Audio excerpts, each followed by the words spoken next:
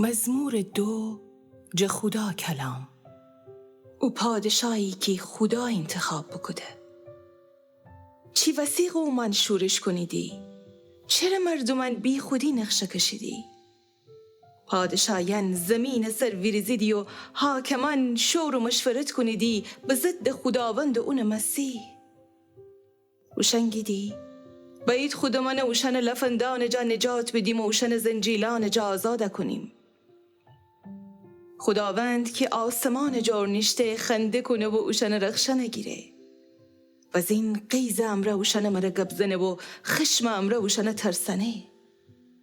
خداگه من می پادشای قرار بدم می مقدس کو صهیون سر و حس خداوند حکم واگویا کنم. اون مره بگفته امروز تو می پسر ایسی و من تی پیر می جبخه من ملتانتی ارث و میراث چکنم و چار طرف زمین تیشین به آهنی اصا امره وشن اشکنی و حتی یم کوزگر کوزه منستن وشن خورده کنی.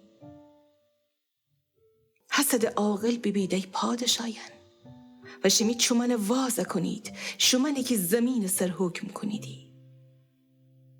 خداوند ترس امره عبادت بکنید و حتی یم ترس و لرز مره شادی بکنید. پسر مچی بدید نکنه اون قیزه گیره بزین را دورنی حلاکه بید چرا کی اون ایدفعی به خشمه. خوشا به حال همه یوشنی که اون پناه برید.